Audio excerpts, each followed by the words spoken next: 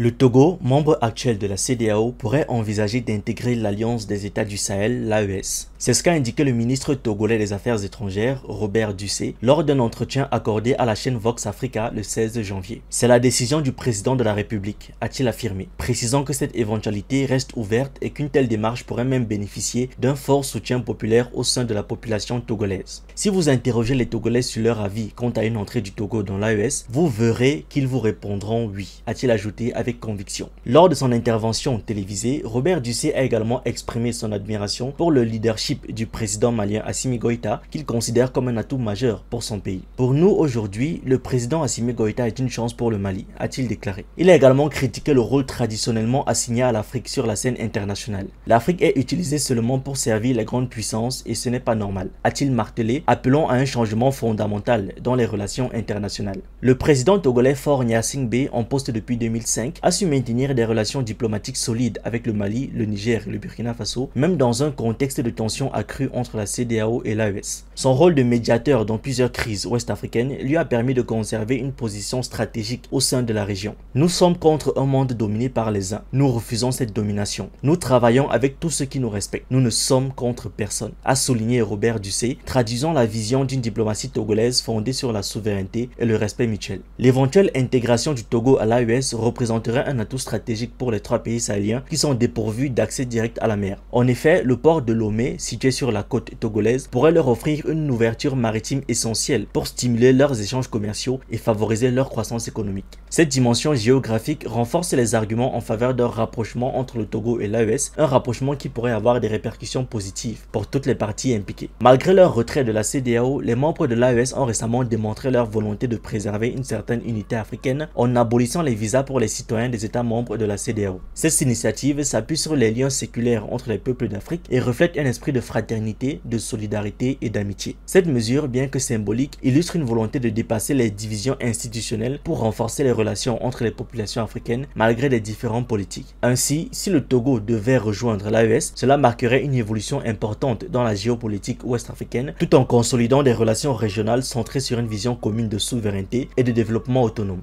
Autre actualité, l'armée nigérienne et la société chinoise WAPCO ont signé un accord ce mardi à Niamey visant à renforcer la sécurité des installations et des opérations pétrolières, notamment de l'oléoduc géant reliant le Niger au Bénin. Cet oléoduc, qui transporte le pétrole brut vers le port béninois de Semek-Podji, est régulièrement attaqué depuis l'année dernière. Les accords cadres et d'application ont été signés lors d'une cérémonie présidée par le général de brigade Sani Kaché, secrétaire général du ministère nigérien de la Défense, et un représentant de WAPCO. Le ministère a précisé qu'un engagement mutuel avait été pris sans toutefois fournir plus de détails. D'après le ministère nigérien du pétrole, la Chine a proposé de surveiller l'oléoduc de près de 2000 km à l'aide de drones. Cet oléoduc, qui relie le champ pétrolier d'Agadem dans le nord-est du Niger au Bénin, est depuis un an la cible de diverses attaques dans les pays qu'il traverse. Le dernier acte de sabotage a eu lieu samedi dernier dans la région de Monsteka au Niger. Des assaillants ont ensuite pris la direction du sud en direction du Nigeria selon un rapport de l'armée nigérienne qui n'a pas précisé les dégâts occasionnés. En décembre dernier, une attaque contre les soldats béninois chargé de surveiller le pipeline à Malanville, au nord du pays, a coûté la vie à 3 militaires. Cette attaque a été menée par des hommes armés. La première attaque contre l'oléoduc remonte à juin dans la région de Zinder. Elle a été revendiquée par un groupe armé qui réclamait le retour de Mohamed Bazoum, le président déchu, en juillet 2023 suite à un coup d'état militaire. En conséquence, la China National Petroleum Corporation, CNPC, a suspendu ses projets de développement à Agadem. Le ministère nigérien de la Défense a également annoncé que le pays avait réussi à vendre son pétrole brut via le Bénin en 2024, tout en évitant de mentionner les tensions diplomatiques entre les deux nations. Depuis 2011, la Chine est présente dans l'extraction pétrolière au Niger. Ce pétrole est crucial pour les économies des deux États qui collaborent avec la CNPC, une entreprise pétrolière d'État chinois dont WAPCO est une filiale. Merci d'avoir regardé cette vidéo. N'oubliez pas de liker, de partager et de donner votre avis en commentaire. Vous pouvez aussi nous suivre sur nos différentes plateformes Facebook, YouTube, TikTok et surtout sur le réseau social africain d'Iba World, disponible sur Android